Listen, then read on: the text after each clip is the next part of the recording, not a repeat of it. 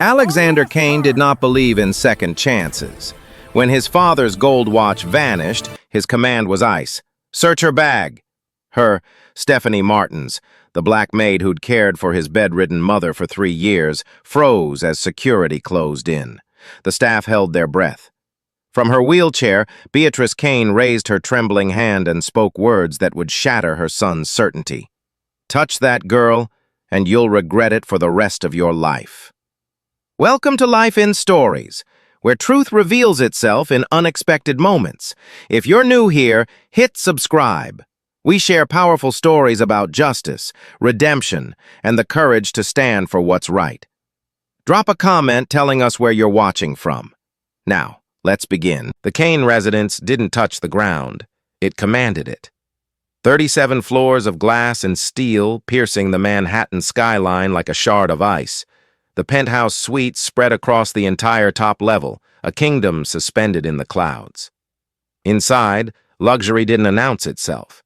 It whispered through polished Carrara marble floors that reflected like still water, Brazilian walnut panels that absorbed sound, and staff who moved like shadows, present, essential, invisible.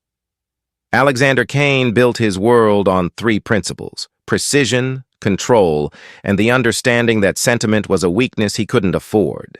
At 38, he ran Kane Global with the efficiency of a machine and the ruthlessness of a general. Board members checked their words twice before speaking in his presence. Competitors studied his patterns like war strategists. His calendar was blocked in 15-minute increments, his decisions executed without hesitation, his expectations absolute. He didn't believe in excuses, he believed in results. His corner office overlooked Central Park, but Alex rarely noticed the view. Today, like most days, he stood before floor-to-ceiling windows reviewing quarterly reports on his tablet, his charcoal suit pressed to perfection, his jaw set in perpetual calculation. The world below rushed and stumbled. His world ran on rails. He'd laid himself 3 floors down, in the residential wing of the Kane estate. A different rhythm pulsed. Beatrice Kane sat in her wheelchair near the east-facing windows, sunlight pooling in her lap like spilled honey. Once the vibrant heart of the Kane family, hosting charity galas, managing foundations, laughing loudly at dinner tables, she now lived in the quiet spaces between memory and fog. Some days she knew every face. Other days, she asked for her husband, dead now 6 years. Her nurse checked vitals with clinical efficiency and left. Then Stephanie arrived. "Good morning, Mrs. Kane," Stephanie said softly, entering with fresh linens over one arm and warmth in her voice that the marble walls had long forgotten. Beatrice's face brightened. "There's my sunshine." Stephanie Martins was 27, slender and graceful in the way people become when survival has taught them to move carefully through the world. Her dark hair was pulled back neatly, her movements efficient but never rushed. She'd worked for the Kane family for 3 years, scrubbing floors, folding sheets, polishing silver, but somewhere along the way she'd become something more to Beatrice, a companion, a comfort, a daughter almost. Stephanie crossed to the windows and adjusted the heavy curtains so Beatrice could see the rooftop garden, her favorite view. "The hydrangeas are blooming," she said. "Beautiful," Beatrice murmured. "You always remember." "Of course I do." Stephanie moved through the room with quiet purpose, straightening pillows, refilling the water carafe, checking that Beatrice's medications were organized on the side table. At exactly 4 p.m., she returned with chamomile tea, 2 sugars, steeped for precisely 3 minutes. "You spoil me," Beatrice said, cradling the cup. "You deserve spoiling." Beatrice studied her for a moment, the sharpness returning to her eyes. "My son doesn't see you." Stephanie's hands paused on the linen she was folding. "He's very busy, Mrs. Kane. Too busy to notice kindness." Beatrice's voice carried an edge of old authority. "That's dangerous." Stephanie didn't respond. She'd learned long ago that silence was safer than opinion in houses like this. But Beatrice was right. Alex passed through his mother's wing between meetings, his visits brief and dutiful. He asked the same questions. How are you feeling? Do you need anything? But rarely waited for full answers. He didn't see the way Stephanie lingered after her shift to read to Beatrice. He didn't notice that Stephanie remembered which songs Beatrice loved, which memories made her smile. He saw uniforms, not people. Functions, not hearts. That worked fine until Thursday morning when everything shattered. Alex was in his study reviewing contracts when his head of security, Philip Wells, knocked twice and entered without waiting for permission.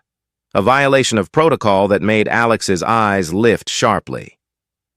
"We have a problem," Philip said. The gold pocket watch was gone. Not just any watch, his father's watch. The last object Gerald Kane had touched before the stroke took him.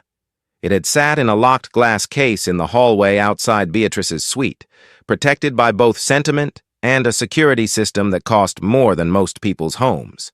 How? Alex's voice was cold, controlled. "Camera glitch. 1 hour offline this morning. We're reviewing backup systems now." Who was on that floor during the blackout? Philip consulted his tablet. 3 people. Beatrice's nurse Maria Delgado, Chef Antoine delivering breakfast, and Stephanie Martin, the maid, carrying linens.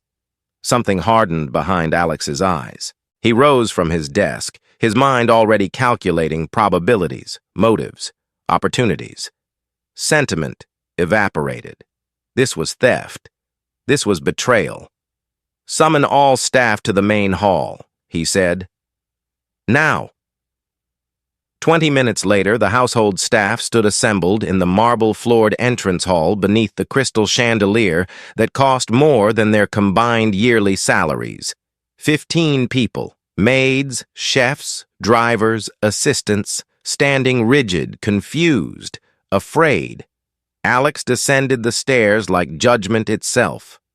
"One of you," he said, his voice cutting through the silence, "stole from me." The words landed like stones in water. Ripples of fear spread across faces. His eyes moved across the group and stopped on Stephanie, standing near the back, hands folded, expression carefully neutral. She'd been on that floor. She had access. She fit the pattern. "Security," Alex said without looking away from her. "Search her bag."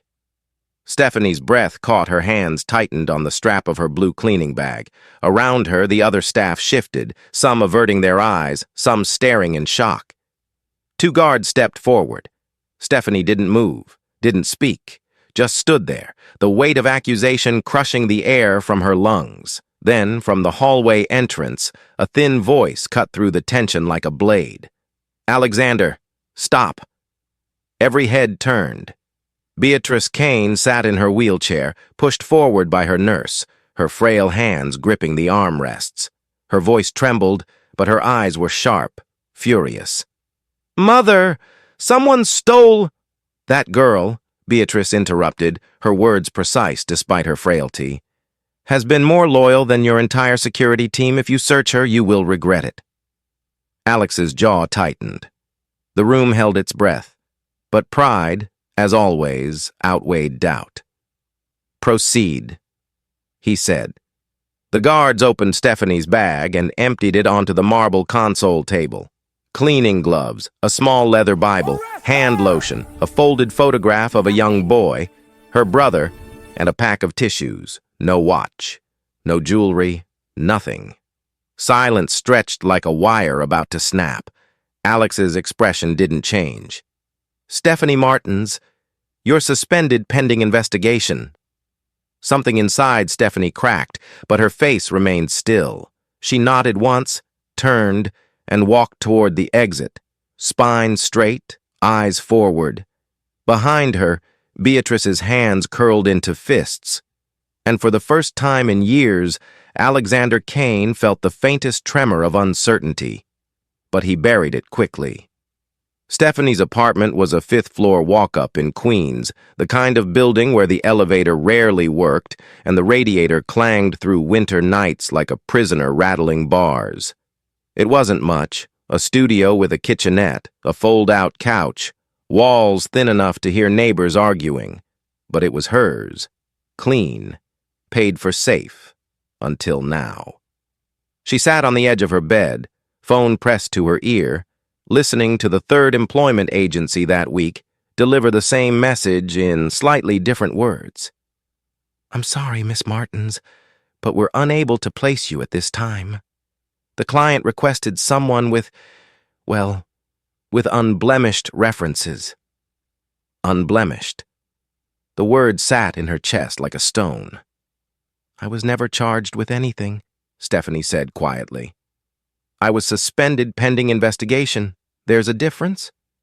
A pause. Sympathy without help. "I understand, but in this industry, perception matters. Perhaps try again in a few months." The line went dead. Stephanie set the phone down carefully, as if sudden movement might shatter what little composure she had left. She stared at the wall, at the cross hanging above her bed, at the photograph of her younger brother, Philip, taped to the mirror, 14 years old, braces gleaming, holding his middle school honor roll certificate. She was supposed to send him money this week. Rent was due in 6 days. Her savings account had $847 left. A knock rattled her door. "Miss Martins?" The landlord's voice carried the practiced irritation of a man who'd made this speech 100 times. "Need to talk about next month's rent." She closed her eyes. "I'll have it, Mr. Castellano." "That's what you said last week. I got a waiting list for this unit, people with steady income." "I'll have it." Silence. Then footsteps retreating down the hall. Stephanie's hands folded in her lap, fingers interlacing the way they did when she prayed. But tonight, the words wouldn't come. Just the ache, just the unfairness of it. 3 years of loyalty erased in 30 seconds. She thought of Beatrice's face when the guards opened her bag. The horror. The helplessness. She thought of Alexander Kane's cold eyes, devoid of doubt, devoid of mercy. And she thought of what her grandmother used to say. Truth doesn't need defending, it just needs time. So Stephanie waited, and prayed that time would move faster than her landlord's patience. 30 blocks north, Alexander Kane stood in his private security operations room, bathed in the blue glow of 16 monitors streaming live footage from every corner of the estate. Philip Wells stood beside him, tablet in hand, reviewing time-stamped logs for the 4th time that day. "Nothing," Philip said flatly. "Whoever did this knew exactly where the cameras were." Alex's jaw tightened. "Then it's someone with access to our security layout." "That's 12 people, sir. All vetted, background checks, references." "Run them again." Philip nodded and made a note. Alex's eyes scanned the frozen frames on the monitors, the empty hallway outside Beatrice's wing, the motion sensor logs showing brief entries by staff, the glitch timestamp, 6:47 a.m. to 7:52 a.m., 65 minutes, more than enough time. His mind kept circling back to Stephanie. She'd been there. She had motive. Underpaid labor always did. She had opportunity. The evidence was circumstantial, yes, but patterns didn't lie. And yet, that look on her face when the guards opened her bag, not rage, not panic, just quiet devastation. He pushed the thought away. Emotion clouded judgment. He'd learned that from his father, who built Kane Global on the principle that softness was a liability in business and in life. "Pull her financial records," Alex said. "Bank accounts, credit cards, transfers. If she sold it, there'll be a trail. Already requested. Should have them by morning." Alex nodded, but the unease lingered, a low hum beneath his certainty. He didn't notice Philip glance at him with something close to concern. That evening, Beatrice requested to see her son. The nurse wheeled her into Alex's study, a room of dark wood and leather, walls lined with law books and framed accolades that chronicled a life built on achievement. Alex looked up from his desk, surprised. Beatrice rarely left her wing after dinner. "Mother, is everything all right?" Beatrice's hands trembled slightly in her lap, but her voice was steady. "I need to tell you something. Something I should have mentioned sooner." Alex set down his pen, attention sharpening. "Go on." "2 mornings ago," she began, "I woke before dawn. The room was dark, but there was movement. Someone was inside." Alex's posture shifted. "Your nurse?" "No. A man. Tall. Moving carefully like he didn't want to be seen." Her fingers twisted the blanket across her knees. "He wore dark clothes. A uniform, I think. Midnight blue. Like the security detail." Alex's expression didn't change, but his mind was already calculating. "Did you see his face?" "It was too dark. But he was looking at something on the shelf near the door. Something shiny." Her eyes met his. "And then he left. Why didn't you call for help?" Beatrice's gaze dropped. "I thought I was dreaming. You know how I am now. Sometimes I see things that aren't there. Sometimes I forget what day it is." Her voice cracked slightly. "But the fear felt real, Alexander. It still does." Alex leaned back in his chair, studying her. His mother's memory had been unreliable for months. She'd once insisted the gardener was her late husband. She'd asked for breakfast at midnight. This could easily be another phantom, another trick of a failing mind. But her fear, that was different. That felt anchored. "I'll have Philip review the logs for that night," he said carefully. "But, Mother, if someone was in your room, the motion sensors would have triggered." "Unless someone turned them off." The words hung between them. Alex's jaw tightened. He wanted to dismiss it, write it off as confusion. But a small, uncomfortable voice in the back of his mind whispered, "What if she's right?" "Get some rest," he said gently, standing to kiss her forehead. "I'll look into it." Beatrice nodded, but as the nurse wheeled her toward the door, she paused and looked back. "That girl didn't take your father's watch, Alexander. I'd stake my life on it." Alex said nothing. The door closed softly behind her. He stood alone in his study, the silence pressing in, doubt creeping through the cracks in his certainty like water through stone. Across the city, Stephanie sat at her small kitchen table, a bowl of instant noodles cooling in front of her, untouched. Her phone buzzed. A text from a former co-worker at Kane residence. "People are talking. I'm sorry. Hope you're okay." She deleted it. Another buzz. Her brother, Philip. "Why haven't you called? Mom's asking questions. Everything good?" Stephanie typed a reply. "Everything's fine. Love you." She sent it before she could reconsider the lie. Outside her window, the city hummed, millions of lives moving forward while hers stood frozen, suspended in the space between accusation and exoneration. She pulled her Bible from her bag, fingers tracing the worn cover, and opened to a passage she'd underlined months ago. "The truth will set you free." "I'm waiting," she whispered to the empty room. Somewhere across the city, in a penthouse that touched the clouds, Alexander Kane stared at security footage that revealed nothing. And in her wheelchair, in a quiet room filled with moonlight, Beatrice Kane remembered a shadow moving through her darkness, and prayed her son would listen before it was too late. The clock struck midnight. The truth was closer than any of them knew. The whispers started on Tuesday. Stephanie noticed them first at the corner bodega, where she bought milk and bread, 2 women from her building standing near the refrigerated section, voices low, eyes cutting toward her before darting away. She pretended not to notice, paid for her groceries, and left. By Wednesday, the whispers had spread to the laundromat. An older man she'd greeted politely for 2 years suddenly found his phone fascinating when she entered. The attendant, who usually smiled, now avoided eye contact by Thursday. Even the children seemed to know. She walked past the playground near her building and heard a mother pull her daughter closer, murmuring something Stephanie couldn't quite catch but understood perfectly. The message was clear. She was marked now, suspected, guilty by accusation alone. That evening, Stephanie stood in the checkout line at the discount grocery store, counting coins for a box of pasta and canned vegetables. When she felt it, the weight of judgment from the woman behind her, the cashier's slightly longer pause before greeting her, the security guard's eyes tracking her movements through the aisles, she'd become the story people told at dinner tables.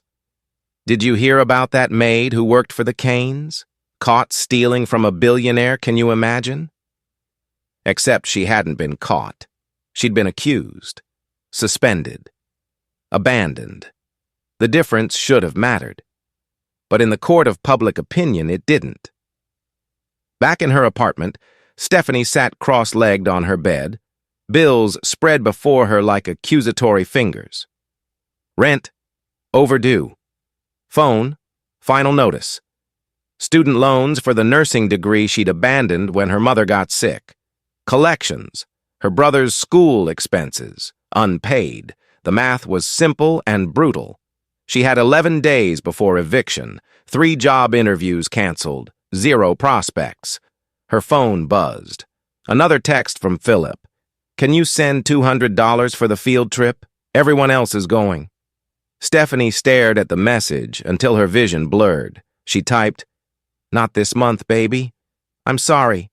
Then she deleted it and wrote instead, "I'll figure it out, promise." She sent it before the tears could fall. Outside her window, the city glittered with 1,000 lights, each one a life moving forward, unburdened by false accusations, untouched by the Kane family's casual cruelty. Stephanie closed her eyes and did the only thing left. She prayed. Liam Kane was 10 years old, observant in the way children are when adults forget they're watching, and deeply attached to his grandmother Beatrice. He visited the estate every Saturday with his mother, Alex's sister Caroline, who usually spent her time arguing with staff about floral arrangements while Liam wandered. This Saturday, he carried a rolled-up piece of construction paper, his latest art project from school. He found Beatrice in her usual spot near the window, sunlight catching the silver in her hair. She brightened when she saw him. "There's my favorite artist," she said, arms open. Liam hugged her carefully. She felt more fragile each visit, and then unrolled his drawing with the pride of someone unveiling a masterpiece. "We had to draw something from memory," he explained. "I drew what I saw last week when I stayed over." Beatrice accepted the paper, studying it with the seriousness his work deserved. Then she froze. The drawing showed a bedroom, her bedroom, identifiable by the floral curtains and the shelf near the door. In the center stood a figure, tall, wearing what looked like a dark uniform, holding something small and shiny in one hand. The figure's face was blank, the way children draw strangers. But the details around him were surprisingly precise. "Liam," Beatrice said slowly, her voice suddenly sharp. "When did you see this?" "Last Tuesday morning I woke up early and saw him leaving your room. I was in the hallway." Liam pointed to the shiny object. "He was holding something that looked like Grandpa's watch, the gold one." Beatrice's hands began to shake. "Did he see you?" "No. I hid behind the corner. Mom says I'm not supposed to bother the staff." Beatrice's heart hammered against her ribs. This wasn't memory fog. This wasn't confusion. This was confirmation from innocent eyes that had no reason to lie. "Liam, I need you to find your Uncle Alex right now. Tell him I need to see him immediately." The boy's eyes widened at the urgency in her voice, but he nodded and ran. Alex was in a video conference with Tokyo when Liam burst into his office, breathless. "Uncle Alex, Grandma needs you right now. She says it's important." Alex muted his mic, irritation flashing across his face. "Liam, I'm in a meeting. She said right now." Something in the boy's tone made Alex pause.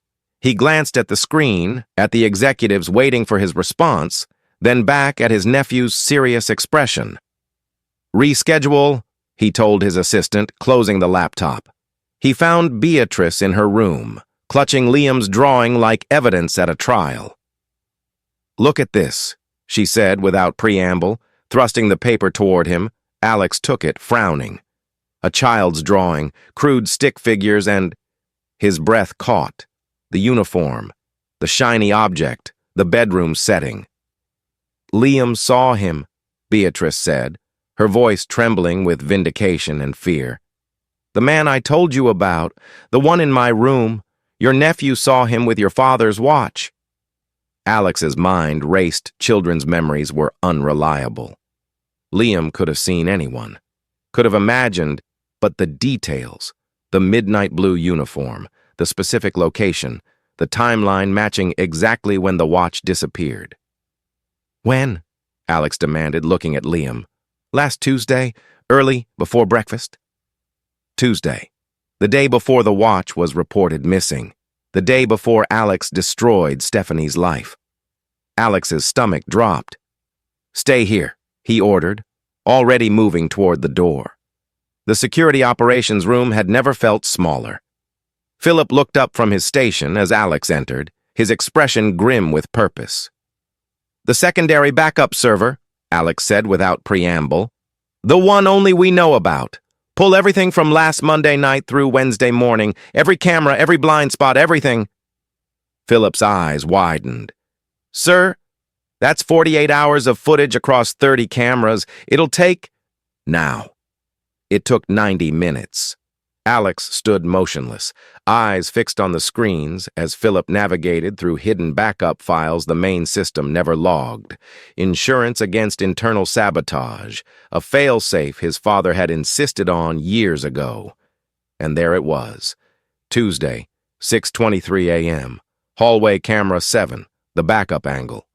Rafael Ortiz, third-shift security guard, age 34, employed for 8 months, entering Beatrice's wing. He glanced both ways, then disabled the primary camera with a device pulled from his pocket. 6:31 a.m. Ortiz exiting Beatrice's room, hand slipping something into his jacket, something that caught the light. 6:47 a.m. Ortiz in the security office, fingers flying over the keyboard, deleting footage, adjusting logs. The evidence was irrefutable. Methodical damning. Alex felt the floor tilt beneath him. He'd accused the wrong person, humiliated the wrong woman, destroyed the reputation of someone who'd shown his mother more compassion than he had in months. Stephanie's face flashed in his memory. The quiet devastation when the guards opened her bag, the dignity with which she'd walked away, the silent accusation in Beatrice's eyes. Shame hit him like a physical blow, hot and suffocating. "Arrest Ortiz," Alex said, his voice barely above a whisper. "Immediately. Quietly, I want him in custody before he realizes we know." Philip nodded, already reaching for his phone. Alex stood alone in the blue glow of the monitors, staring at the frozen image of Rafael Ortiz, a man he'd trusted, vetted, paid, walking away with his father's watch, while an innocent woman took the blame. The weight of his arrogance settled on his shoulders like a sentence. He'd built an empire on certainty, on the belief that he was always 3 steps ahead, always right. But he'd been catastrophically, unforgivably wrong, and now he had to face the woman whose life he'd shattered and find words adequate for the damage he'd caused. The truth had surfaced. Now came the reckoning. The call came on a Friday morning, 10 days after Stephanie's suspension, 9 days after her world collapsed, and 18 hours after Rafael Ortiz was arrested leaving JFK Airport with a one-way ticket to Sao Paulo and $43,000 in cash from selling Gerald Kane's gold pocket watch to a private collector. Stephanie stared at her phone, at the name glowing on the screen, Kane Residence. Her first instinct was to let it ring. Pride whispered that some bridges once burned should stay ash. But curiosity, or perhaps something deeper, something that still remembered Beatrice's trembling hands and kind eyes, made her answer Miss Martins. It was Philip Wells, head of security, his voice carrying an unfamiliar weight. "Mr. Kane requests your presence at the estate this morning, 10 o'clock. He's gathered the full staff. It's important." "I was suspended," Stephanie said quietly. "I'm not staff anymore." A pause. "He's asking, not ordering. Please come." The line went dead. Stephanie sat on her bed, still unmade, bills still scattered across the blanket like debris from a shipwreck. Her instinct screamed to ignore it, to protect what little dignity she had left. But Beatrice's face surfaced in her mind. The horror when the guards searched her bag, the fierce defense, the whispered apology after Alex had left the room. Stephanie closed her eyes, exhaled slowly, and made her decision. The main hall looked exactly as she remembered. Crystal chandelier refracting light into rainbows across marble floors, the scent of expensive flowers from arrangements that cost more than her monthly rent, silence that felt like held breath. But this time, the energy was different. The staff stood assembled as before, 15 people in crisp uniforms, but their expressions carried confusion rather than fear. Stephanie entered through the side door and positioned herself at the back, arms folded, spine straight, eyes guarded. Several staff members glanced her way. Some looked apologetic, others curious. No one spoke. Then Alexander Kane descended the stairs. He moved differently today, slower, without the razor-sharp confidence that usually preceded him like a storm front. He stopped at the center of the hall, hands at his sides, and for a long moment simply looked at the people who made his world function. When he spoke, his voice carried through the space with uncommon clarity. 10 days ago, I stood in this room and accused someone of theft. His eyes found Stephanie at the back. I was wrong. A collective intake of breath rippled through the staff. The gold pocket watch was stolen by Rafael Ortiz, a member of my security team who had access to camera systems and security protocols. He was arrested yesterday attempting to flee the country. The watch has been recovered. He has confessed fully. Murmurs spread. Stephanie remained perfectly still, her heart a drum against her ribs. Alex's jaw tightened. Stephanie Martins did not steal from me. She has never stolen from anyone. She was accused based on circumstantial evidence, subjected to humiliation, and suspended without cause. He paused, the weight of his next words visible in the set of his shoulders. I owe her an apology that no words can adequately convey. He walked toward her. The staff parted like water. Stephanie's breath caught as Alexander Kane stopped 3 feet away and met her eyes, truly met them, for the first time since she'd started working in his home. I'm sorry, he said simply. You gave my mother kindness when I gave her duty.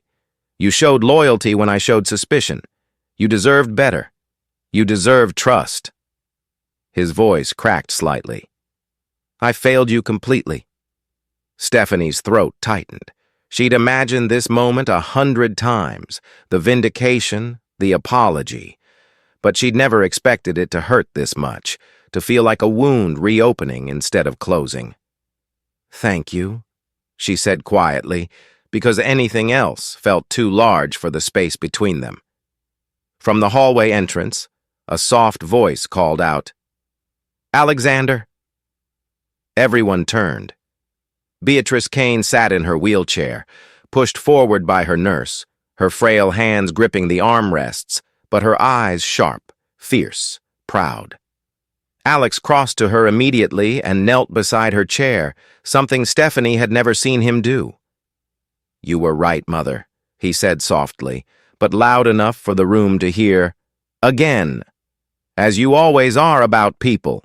Beatrice's hand, trembling slightly, reached up to cup his cheek. You're learning. That's what matters. She looked past him, directly at Stephanie. Come here, sunshine. Stephanie hesitated, then walked forward, the staff watching like witnesses to something sacred. Beatrice extended her hand. Stephanie took it. "This house forgot how to be a home," Beatrice said, her voice surprisingly strong. "You reminded us. Don't let his foolishness drive you away." Stephanie's eyes burned. "Mrs. Kane, stay. Please, not because he's asking, because I am." The room held its breath.